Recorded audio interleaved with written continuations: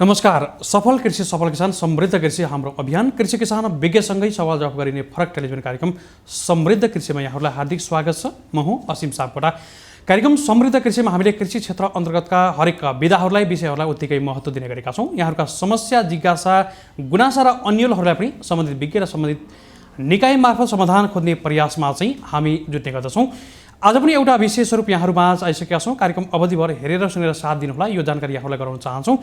र विभिन्न खालका अभियानहरू चलेका छन् राष्ट्रिय स्तरका सरकारी स्तरबाट, त्यसैगरी विभिन्न सामाजिक स्तरबाट, त्यसैगरी निजी स्तरबाट पनि विभिन्न खालका अभियानहरू कृषि क्षेत्रमा चलेको कुरा हामीलाई नौलो होइन। यद्यपि अहिले विवेकशील साझा पार्टीले चाहिँ नयाँ अभियान चलाउने प्रयास गाउँ गाउँमा पनि पुर्याएको छ र हामीले यति बेला कृषि र सहकारीलाई सँगै जोड्न सक्यो भने चाहिँ सहकारीको मार्फत समृद्ध कृषिबाट हासिल गर्न सकिन्छ भन्ने खालका कुराहरू त छँदै नै छन् र यस विषयमा हामीले विवेकशील साझा पार्टीले गरेको अभियानलाई सँगै जोडेर हामीले आजको श्रृङ्खलालाई विशेष बनाउने प्रयास गरेका छौँ र किसानका गुनासाहरू समस्याहरू पक्कै पनि धेरै छन् र धेरै थातिराखेका छन् र समाधानको लागि विभिन्न निकायहरूबाट प्रयास भए पनि यद्यपि किसानका समस्याहरू जिउको तिउँ हामीले पाउन सक्छौँ र यही प्रयासलाई न्यूनीकरण गर्नको लागि विवेकशील साझा पार्टीले गरेको प्रयासलाई आजको श्रृङ्खलामा कभरेज गर्ने प्रयास स्वरूप यति बेला हामीसँग विवेकशील साझा कृषि अभियानका संयोजक जुन कृषि तथा सहकारी विभाग प्रमुख पनि हुनुहुन्छ, जुन विवेकशील साझा पार्टीले चलाएको अभियान हो र यसका प्रमुख अर्थात् कृषि तथा सहकारी विभाग प्रमुख हिरामणि पौडेल हुनुहुन्छ हामीसँग। हामी उहाँसँग कुराकानी गर्दैछौँ। यिनै विषयहरूमा समृद्धसँग जोडेर कुराकानी गर्दै गर्दा चाहिँ विशेष गरी पछिल्लो समय धेरै युवाहरूलाई जित्न खोजेको, मन जित्न खोजेको पार्टीको रूपमा परिचित बन्दैछ विवेकशील साझा पार्टी र यो पार्टीले यो अभियान कसरी चलाउँदैछ भन्ने विषयमा पनि हामी कुराकानी गर्दैछौँ। हिरामणिजी नमस्कार, यहाँलाई स्वागत छ। नमस्कार, धन्यवाद। आराम हुनुहुन्छ? ठिकै छ। अभियान कसरी अगाडि बढेको छ? यहाँहरूको रस्साकसी अलि बढी नै छ है अहिले पछिल्लो समयमा चाहिँ है? अहिले पछिल्लो चरण चाहिँ रस्साकसी बढी नै छ। विशेष गरी हामी महाधिवेशनतिर केन्द्रित पनि छौँ। महाधिवेशनतिर केन्द्रित हुँदाखेरि पार्टीभित्र विचारको छलफल बहस हुने कुरा सकारात्मक हो।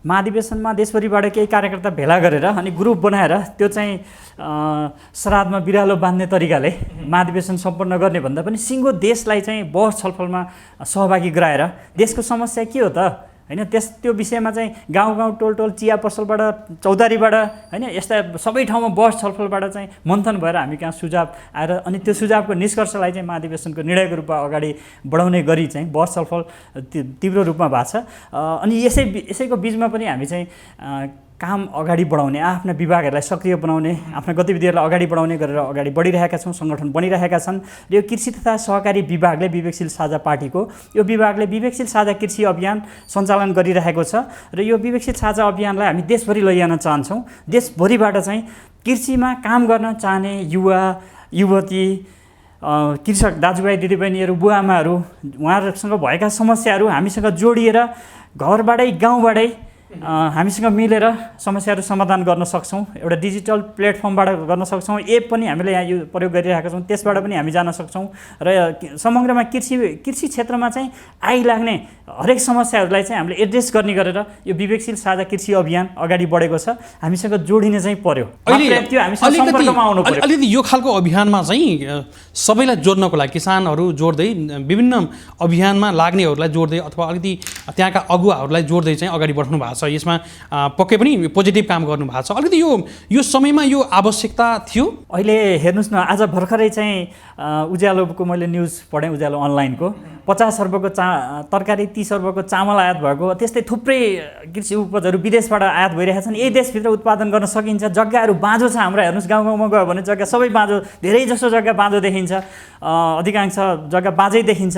अब तराईमा हेर्नुहोस् तपाईँले, हिउँदमा तराईको पुरै फाँट चाहिँ खासै त्यो 50-60% बाँझो हुन्छ।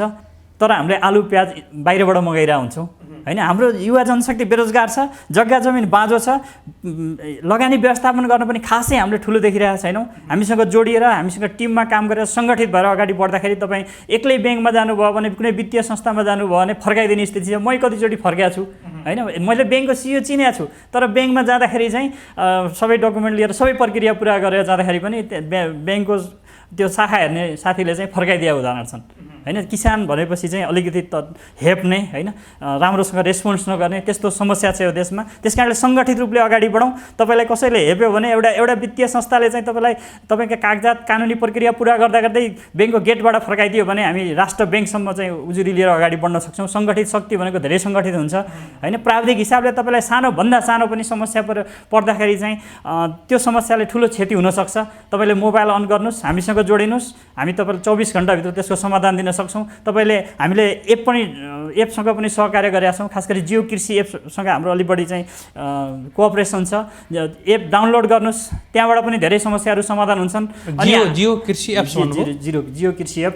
त्यसपछि मात्र कृषिमा काम गर्ने साथीहरू र समस्यामा परेका साथीहरू विवेकशील साझा पार्टीको स्थानीय कमिटीसँग गएर जोडिन पर्यो। यो विवेकशील साझा कृषि अभियान यो देशमा चलिरहेको रहेछ होइन। हामी चाहिँ यसमा जोडिन चाहन्छौँ, लाभान्वित हुन चाहन्छौँ, तपाईँहरूसँग सहकार्य गर्न चाहन्छौँ होइन। राजनीतिक कृषिमा आत्मनिर्भर हुनको लागि कृषि क्षेत्रलाई चाहिँ र गाउँको ग्रामीण अर्थतन्त्रलाई चलायमान सबल बनाउनको लागि राजनीतिक प्रतिबद्धता, राजनीतिक खालको जोस, एउटा इमान्दारिता, प्रतिबद्धता, दृढता पनि जरुरी पर्छ होइन। त्यस कारणले गर्दाखेरि हामीले यो अभियान अगाडि बढाइरहेका छौँ। हामीसँग जोडिनु पर्यो। यो भित्र चाहिँ लगानी, यो प्राविधिक समस्या समाधान, लगानी व्यवस्थापन, त्यसपछि आफूले उत्पादन गरेका कृषि उपजहरूको कसरी उचित मूल्यमा राम्रोसँग मार्केटिङ गर्ने, बजारीकरण गर्ने, त्यसपछि एमएसपी, आफूले उत्पादन गरेका कृषि उपजहरूको एमएसपी स्थानीय सरकारबाटै कसरी कार्यान्वयन गराउनु, अगाडि बढ्ने। त्यस्तै गरेर चाहिँ यो सहरी कृषिमा पनि फेरि सहरी क्षेत्रका आम नागरिकहरू पनि सहरी आफ्नै घरलाई एउटा कृषि फार्म कसरी बनाउने भन्ने हिसाबले हामीले कार्यक्रम बनाएका छौँ। हामीसँग जोडिन सक्नुहुन्छ। अनि यो सहकारी अभियानले के भन्छ त भन्दाखेरि उत्पादनमा जोड्ने सहकारी अभियानलाई भनेर चाहिँ सहकारीका नेताहरू जिल्ला स्तरमा, प्रदेश स्तरमा, क्षेत्रीय केन्द्रीय स्तरमा उहाँले धेरै स्टेजहरूमा भाषण दिनुहुन्छ। सहकारीका साधारण सभाहरूमा गयो, उत्पादनमा जोड्ने सहकारी आन्दोलनलाई भन्यो, अनि साधारण सभा सकियो होइन। यो 30,000 सहकारी संस्था, करिब 30,000 सहकारी संस्था छन्। यी सहकारी संस्थाहरू उत्पादनमा जोडिएको भएदेखि अहिले देशको कृषि क्षेत्रको अवस्था यस्तो हुन्थ्यो त? हुँदै हुन्थेन। त्यस कारणले हामीले सहकारी संस्थालाई कसरी उत्पादनमा जोड्ने भनेर स्पष्ट कार्यक्रम लिएर अगाडि बढेका छौँ। हाम्रो सम्पर्कमा आउनु पर्यो। हाम्रो पार्टीको सम्पर्कमा आएपछि उहाँ स्वाभाविक हिसाबले विभागको सम्पर्कमा उहाँहरू आइहाल्नुहुन्छ। हामीले प्रत्येक सहकारी संस्थाको प्लानिङ निर्माण गर्ने गरेर हामी अगाडि बढिरहेका छौँ। यो जस्तो मैले रोकिहालेँ, यो अभियानले युवाहरूलाई, अलिकति लक्षित वर्गहरूलाई, युवा जुन अहिले विदेशी भूमिमा चाहिँ रोजगारको लागि गएका धेरै युवाहरूलाई अलिकति स्वदेशमै तान्ने खालको अथवा यहाँहरूको सञ्जालमा जोड्ने खालको प्रयास पनि हो यो अभियानले। यो पनि सोच बनाएको छ होला दीर्घकालीन योजनामा चाहिँ? हाम्रो यो अभियान खास गरी सबै नागरिकहरू यसमा जोडिन सक्नुहुन्छ।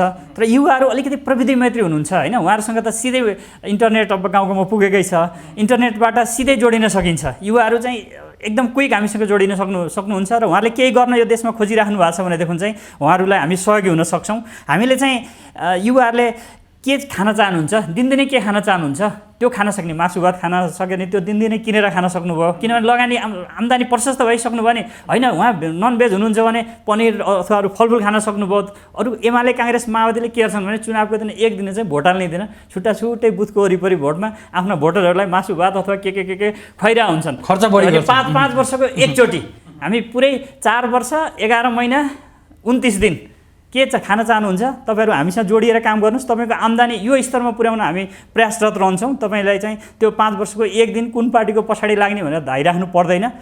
कार्यकर्ताहरूले त दिनदिनै लाभ पायो होला नि, तर आम जनतालाई चाहिँ त्यही चुनावको दिन मात्रै पुछिन्छ, सोधिन्छ, अरू दिन चाहिँ कुनै वास्ता पास्ता छैन। विवेकशील साझा पार्टीसँग सम्पर्क राख्नुहोस्। ग्रामीण अर्थतन्त्रलाई उद्वेलित गर्ने, चलायमान बनाउने र अगाडि बढाउने अभियानमा हामी छौँ। ग्रामीण अर्थतन्त्र अगाडि नबढिकन देश समृद्ध हुँदैन, देशको औद्योगिकरण सम्भव छैन, समृद्धि सम्भव छैन। त्यस कारणले गर्दाखेरि विचारभन्दा चाहिँ माथि देश छ भन्ने कुरालाई चाहिँ मनन गरिदिनुहोस् र चाहिँ हामीसँग सम्पर्कमा मात्र आइदिनुहोस्। मेहनत चाहिँ गर्नुपर्छ होइन, बाटो चाहिँ हामीसँग छ। अब यो अभियान आवश्यकता चाहिँ देखियो यहाँको भनाइअनुसार। अब यो अभियान आफैमै चुनौती पनि देखिन्छ, किनकि विभिन्न पार्टीहरूले विभिन्न घोषणापत्रमा विभिन्न नाराहरूमा चाहिँ जनतालाई कृषिका कुरा, समृद्धका कुराहरू जोडेकै हुन् र कतिपय अवस्थामा अथवा सफल हुँदै भएनन्, कति पनि भएनन्, कति केही मात्रामा सफल भयो होलान्, यद्यपि धेरै जसो अझै पनि थाती छन्। यो अवस्थामा यहाँहरू जाँदै गर्दा अलिकति यो अभियान पनि यस्तै हो कि अथवा चाहिँ अहिले भनाइ मात्रै, अलि चर्चामा आउन मात्रै भनाइ अभियान चलाइएछ भन्ने खालको अवस्था आउला, यद्यपि यो अभियान चलाउन पनि गाह्रो छ नि अहिले है? तपाईँले भनेको ठिक हो। यो राजनीतिक कल्चरले जनतालाई अल्छी बनाएको छ।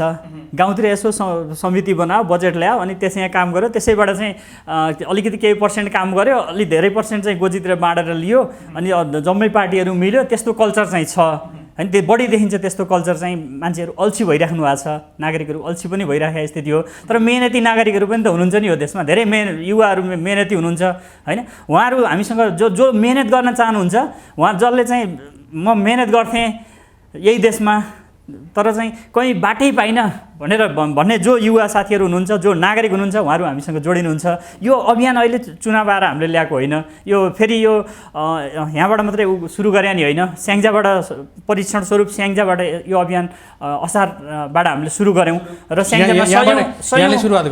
स्याङ्जाबाट यो अभियानको सुरुवात भयो र सयौँ युवा साथीहरू त्यहाँ जोडिएर हामीसँग अहिले काम गरिराख्नु भएको छ। यो अभियानको असाध्यै महत्त्वपूर्ण पाटो भनेको एउटा टोलबाट एकजना युवा साथीलाई, प्रविधि मैत्री युवा साथीलाई चाहिँ यो अभियानमा जोडेर उहाँलाई कृषि स्वयंसेवकको रूपमा चाहिँ अगाडि बढाइन्छ। उक्त टोलमा करिब 150 घर उहाँले समेट्ने गरी ती घरहरूमा चाहिँ चाहिने बिउ बिजनदेखि लिएर अरू कुराहरू उहाँले सप्लाई दिनुहुन्छ। सिधै उद्योगहरूसँग, म्यानुफ्याक्चरिङ उद्योगहरूसँग, इम्पोर्टरहरूसँग समन्वय गरेर एग्रोभेटमा जाँदाखेरि 6-7 स्टेप होलसेलर, रिटेलर हुँदै हुँदै पुग्दाखेरि धेरै महँगो पुगिरहेको हुन्छ। एमआरपी रेटमै गाउँमा सामान दिने, त्यसबाट पनि त्यो एमआरपी रेटमै त्यहीँ पाउँदाखेरि उहाँलाई पनि केही इन्कम भइरहेको हुन्छ। त्यहाँको उत्पादित कृषि उपजहरू पनि कृषि स्वयंसेवक मार्फत चाहिँ बजारसँग समन्वय गर्ने हिसाबले यसरी काम गरिराखेका हुन्छ। कृषि स्वयंसेवकहरू पनि आम्दानी नै वृद्धि हुने। त्यसपछि ती कृषि स्वयंसेवक साथीहरूले दैनिक हाम्रो चाहिँ विभागले आयोजना गरेको प्रोग्रामहरू, प्राविधिकहरूसँगको अन्तर्क्रियाबाट करिब 1.5 वर्षसँग निरन्तर काम गरिराख्दाखेरि उहाँहरूसँग एउटा स्किल डेभलप हुन्छ। त्यो स्किल डेभलपलाई उहाँहरूले त्यसलाई चाहिँ सर्टिफाइड पनि गर्न सक्नुहुन्छ। सिटिबिटी अन्तर्गत चाहिँ राष्ट्रिय सिप परीक्षण केन्द्रले सिप परीक्षण गर्छ। त्यसरी उहाँले आफ्नो प्रमाणपत्र पनि प्राप्त गर्न सक्नुहुन्छ। प्रमाणपत्र लिनको लागि कलेजै धाइराख्नुपर्छ भन्ने छैन होइन। यो यो यी सहितका कार्यक्रमसहित हामीले चाहिँ यो विवेकशील साझा कृषि अभियान अगाडि बढेका छौँ। यसमा जोडिँदाखेरि चाहिँ जेटिएसम्मको प्रमाणपत्र लिनको लागि कुनै कलेज 2-3 लाख खर्च गरेर कलेज जानै पर्दैन होइन। यो अभियानमा जोडिएर आफ्नै गाउँमा दिनदिनै खट्ने होइन, कृषि प्राविधिक साथीहरूबाट चाहिँ दैनिक चाहिँ क्लास लिने होइन, अनलाइनबाटै क्लास लिन सकियो। त्यसपछि त्यसलाई गाउँमा इम्प्लिमेन्ट गर्ने होइन, घरमा इम्प्लिमेन्ट गर्ने र त्यहाँका समस्या केही आयो भने एपमा अपलोड गर्ने, एपले सोल्युसन दिन्छ। त्यहाँ नदिए फेरि हामीसँग जोडिएर हामीले बनाएको डिजिटल प्लेटफर्मबाट चाहिँ अगाडि बढ्ने। यसरी कृषिमा अलि डिजिटलाइजेसनसहित हामी अगाडि बढिरहेका छौँ। अलिकति यहाँले भन्दै गर्दा कृषिमा आफै उद्यमी पनि हुनुहुन्छ। यहाँ चाहिँ मैले पहिलादेखि नै चिन्छु यहाँलाई। अलिकति मैले व्यक्तिगत कुरा भन्दा पनि अहिले किसानका समस्याहरू अलिकति गन्जामल, यहाँ जस्तो कृषि कर्जाको कुरा एउटा ल्याउनु भएको थियो, अरू समस्या के रहेछन् नि? यहाँ आफै पनि उद्यमी भएर किसान भएर चाहिँ काम गर्दै गर्दा समस्या के रहेछन्, के समस्या औल्याउनु भयो यो क्षेत्रका चाहिँ? प्राविधिक समस्या, कृषकहरूमा चाहिँ जानकारी नहुनु, भइरहेका सरकारी कार्यालयहरूमा चाहिँ अब कृषिमा सयौँ विधा छन्, कृषि पशुपालनदेखि लिएर अरू थुप्रै सयौँ विधा छन्। अब जुन प्राविधिक कार्यालय नेपाल सरकारका स्थानीय स्तरमा छन्, उनीहरूसँग चाहिँ त्यो सबै कुराको स्किल हुँदैन। अनि त्यसपछि एग्रोभेट भेटनरीहरूतिर गयो भने त्यहाँ नाफा ओरिएन्टेड हिसाबले गाइड गरिन्छ। प्राविधिक समस्या एउटा छँदैछ, लगानी व्यवस्थापनमा पनि समस्या छ, मार्केटिङमा पनि समस्या छ, बजारीकरणमा समस्या छ होइन। अनि सरकार र स्थानीय सरकार अहिले तिनै तहका सरकारहरू कृषक मैत्री बन्नको लागि कृषकहरूले उत्पादन गरेको कृषि उपजलाई अहिले उखु किसानहरू पनि आफूले वर्षौँ पहिला बिक्री गरेको कृषि उपजको मूल्य नपाएर आन्दोलनमा आइराख्नु परेको स्थिति छ। न्यूनतम समर्थन मूल्य कतिपय कुराहरू तोकिया छ, तर त्यो तोकिया मात्रै छ। न्यूनतम समर्थन मूल्य तोकिसकेपछि त्यो तोकिएको कृषि उपजकोले चाहिँ उचित बजार पाएन भनेदेखि सरकारलाई बेचेर किसानले पैसा पाउनु पर्यो। न्यूनतम समर्थन मूल्यको आशय त त्यो हो नि त, तोकेर छोडिदिने मात्रै होइन नि त। हरेक कृषि उपजहरूको न्यूनतम समर्थन मूल्य तोकिनु जरुरी छ। मुख्य कुरा चाहिँ त्यो लाग्छ। त्यसो गर्दाखेरि बजारीकरणको समस्या हुँदैन। अनि लगानीमा पनि समस्या छ, लगानी व्यवस्थापनमा पनि कृषकहरूलाई सहज छैन। बजारमा राम्रो धितो हुनेलाई ब्याङ्करले चाहिँ सजिलै पत्याउँछन्, कृषकहरू गाउँमा छन् हैन। गाउँको धितो चाहिँ मूल्याङ्कनै नगरिदिने, जाँदै नजाने, त्यस्ता पनि धेरै समस्याहरू छन्। एउटा चाहिँ प्राविधिक समस्या, बजारीकरणको समस्या, लगानी व्यवस्थापनको समस्या, धेरै समस्याहरू छन्। यी समस्याहरूप्रति चाहिँ अझसम्म चाहिँ तिनै तहका सरकारहरू केन्द्रित भए जस्तो मलाई लाग्दैन। साथसाथै अब विदेशबाट पनि यहाँको कृषि उपजहरूलाई अलि लथालिङ्गै बनाइएको छ हैन। यहाँ कमसेकम कृषि क्षेत्रतिर चाहिँ जे यहाँ उत्पादन हुनसक्छ ती कुराहरूलाई संरक्षण गरेर देशलाई आत्मनिर्भर बनाउने अभियान पनि जरुरी छ। त्यस्तो सरकारी नीति योजना पनि जरुरी छ। त्यतातिर पनि सरकार चुकेको छ। समग्रमा किसानका समस्याप्रति सरकार चाहिँ चिन्तित भएर समाधान गर्ने गरेर चाहिँ अगाडि बढे जस्तो देखिँदैन। नबढ्दासम्म कृषि क्षेत्र आत्मनिर्भर हुँदैन। कृषि क्षेत्र आत्मनिर्भर नहुँदा देश औद्योगिकरण पनि हुन सक्दैन। त्यसमा देश पछिको पछाडि परिरहेको छ जस्तो लाग्छ मलाई चाहिँ। अब जस्तो कृषि र सहकारीका कुरा सँगै जोड्नु भएको थियो, यो आफैमा पनि सहकारीले कृषि क्षेत्रमा लगानी गर्यो भने पक्कै पनि समृद्ध टाढा छैन र धेरै हामीले उपलब्धि हासिल गर्न सक्छौँ यतातिरको कुरा।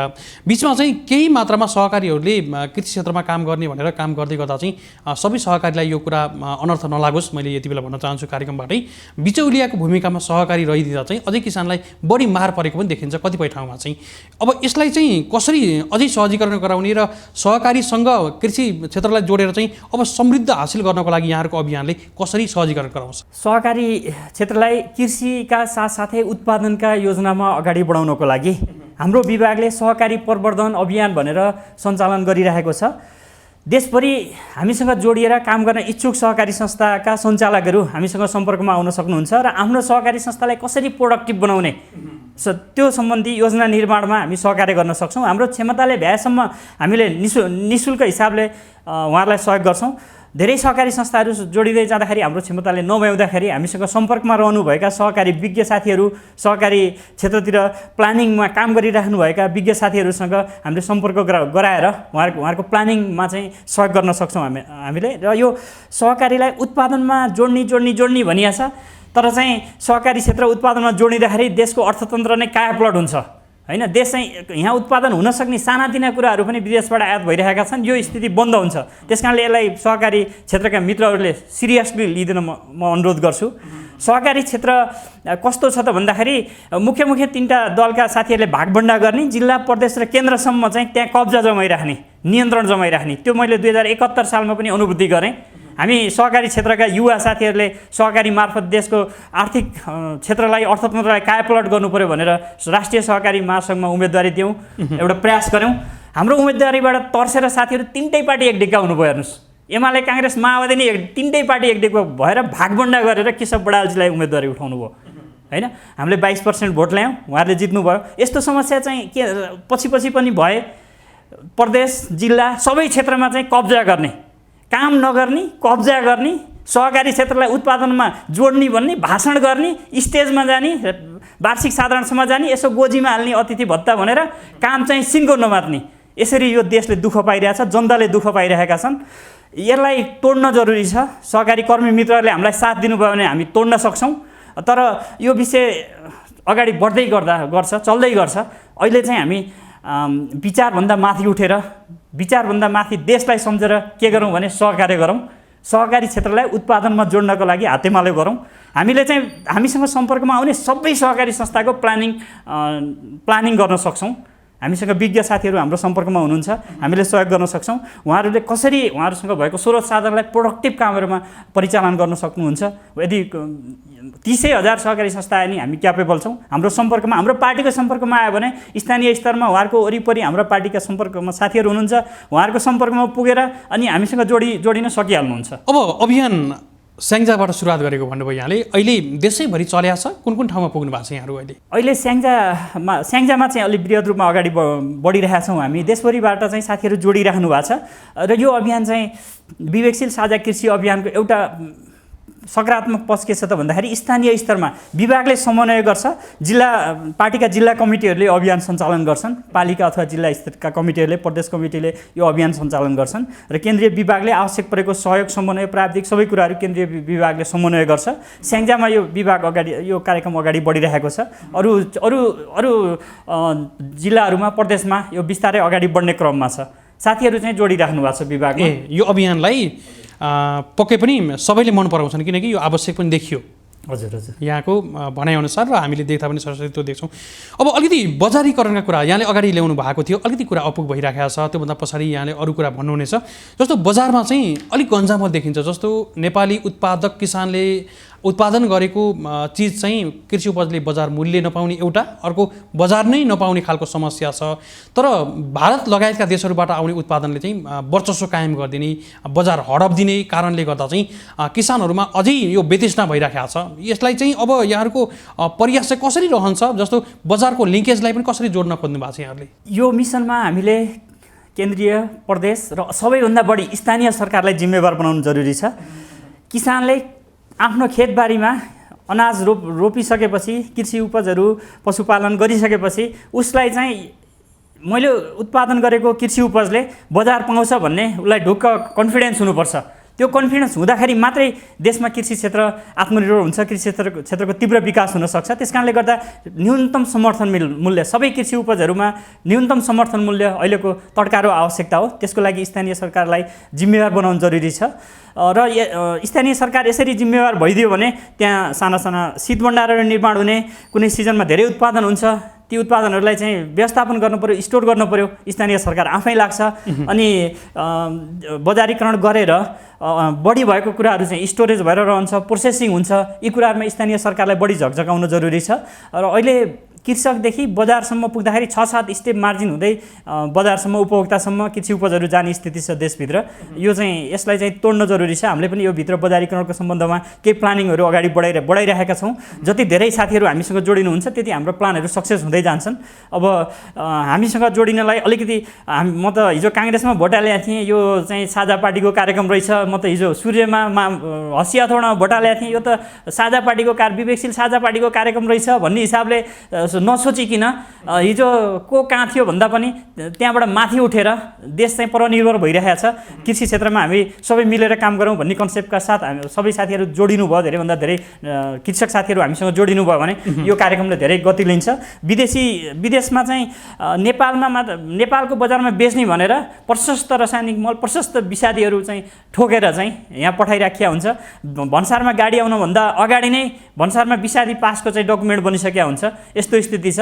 धेरैभन्दा धेरै हामी साथीहरू हामीसँग जोडिनु भयो भने यो विदेशी कृषि उपजलाई हामीले प्लानिङ गरेको, हामीले योजना निर्माण गरेर रोक्न सक्छौँ। तर हामीलाई चाहिँ आम नागरिकको साथ समर्थन, उपभोक्ताहरूको साथ समर्थन जरुरी छ। अहिले रोकियो भने यहाँ फेरि कृषि उपजहरूकै हाहाकार हुने जस्तो पनि देखिन्छ। एकैचोटि नरोक्ने जस्तो केही दिन अगाडि हिजो अस्तिको कुरा भारतबाट आएको फुल जुन पुष्प क्षेत्रमा पनि यस्तै भइराखेको थियो र उहाँहरूले रोक्नुभयो। जफत पनि भयो, भारतबाट आएको फुल चाहिँ धेरै जफत भइसकेको थियो र अब नेपाली उत्पादनलाई बढाउनुपर्छ भन्ने उहाँहरूको श्रेय पनि थियो। यसले पनि एउटा सन्देश पनि बोकेको छ। जस्तो उत्पादन पुगेन भने ल्याउने कुरा एउटा स्वाभाविक पनि हो र उत्पादन हुँदै चाहिँ ल्याउनु भएन भन्ने खालको यहाँहरूको अभियानले यो पनि बोलेको छ है। अहिले हामीले भारतीय तरकारीहरू ल्याउने गाडी तपाईँले सूक्ष्म रूपले अध्ययन गर्नुहोस्, त्यो गाडी भन्सारमा नआउँदै उसको विषादी परीक्षणको कागज बनिसकेको हुन्छ हैन। यस कारणले गर्दा यस्तो अवैधानिक तरिकाले आइरहेछ यो देशमा विदेशी तरकारी, फलफुलहरू, कृषि उपजहरू। यसलाई हामीलाई रोक्न केही पनि समस्या छैन।